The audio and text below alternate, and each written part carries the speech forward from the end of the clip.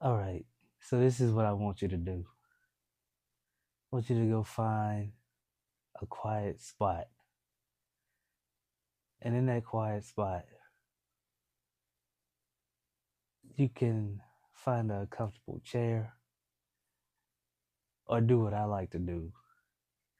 I like to just go to my little room, lay on the floor, just flat on the floor and face the ceiling. Um,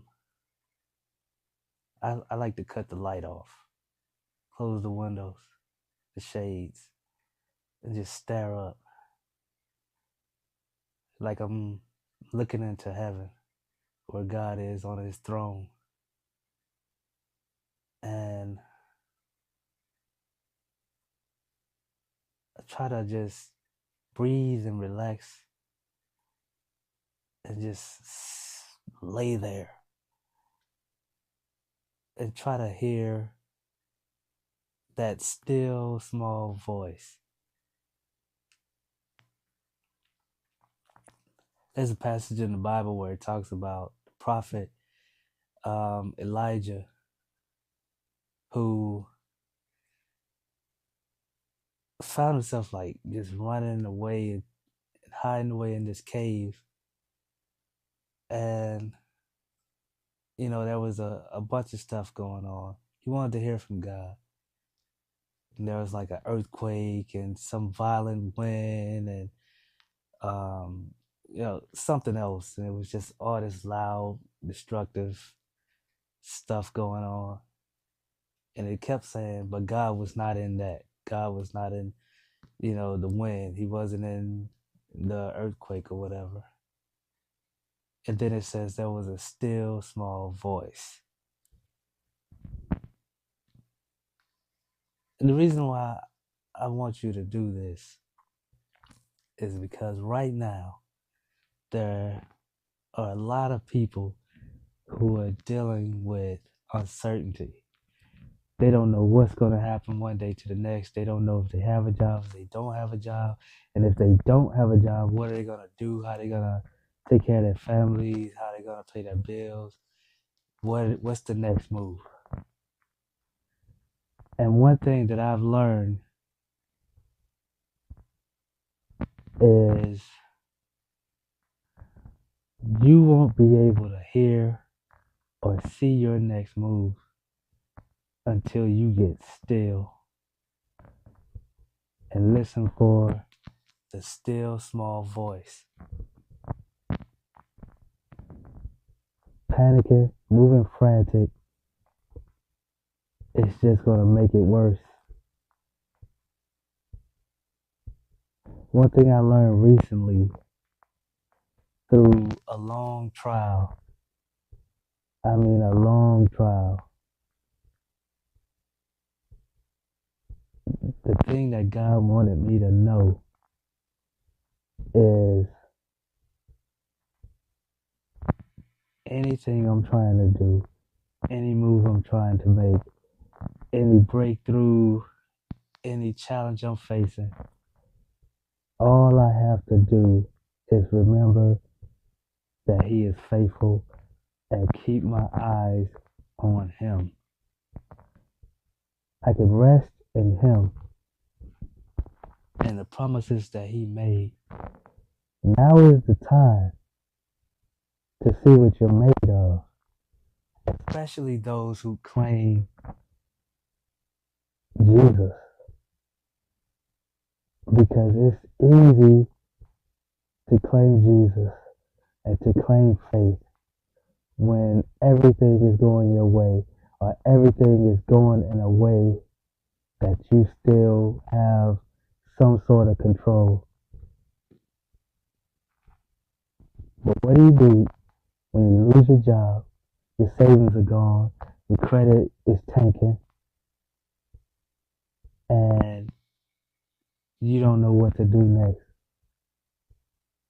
And I'll tell you this, it's my belief that everything that's going on right now is an act of the grace of God, the love that He has for His people. Nothing is ever out of his control. Ever. It doesn't matter.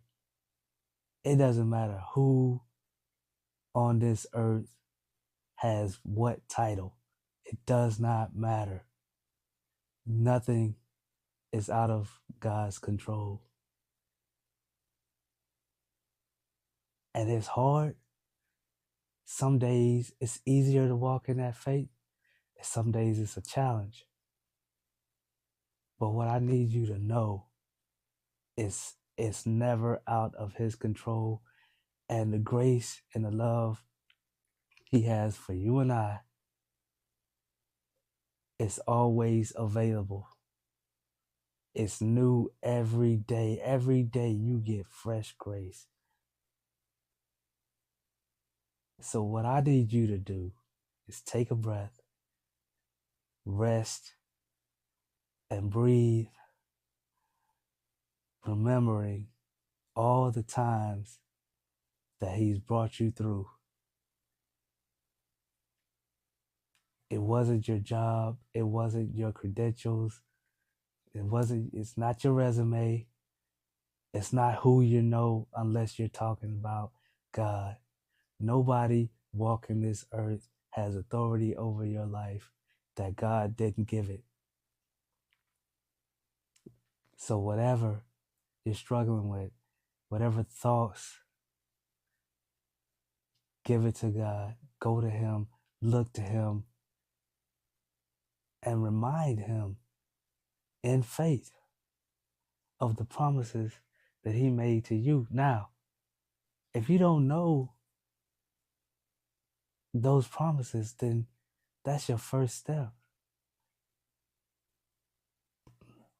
Find those promises. Remember them. Meditate on them. Talk about them every single day until it starts to just become part of you as strength. And remember that he said that he'll never leave you or forsake you. He said he will provide for your every need according to his riches and glory in Christ Jesus.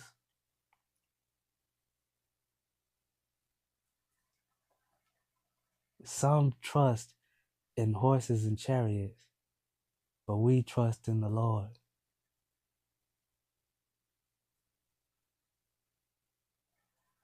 Because whatever the Lord has for you, whatever he wants to do for you in your life, it doesn't matter. It's going to happen as long as you keep your faith in him. He can do it without money. He can do it without your job. He can do it without somebody else's blessing. He doesn't bow down to anybody. He doesn't serve money. If he wants you to have money for whatever, he'll make sure you have it.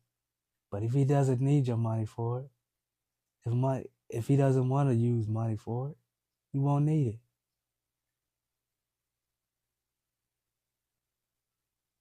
So rest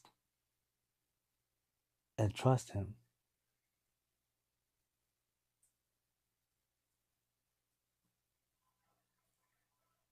Let's God engaged.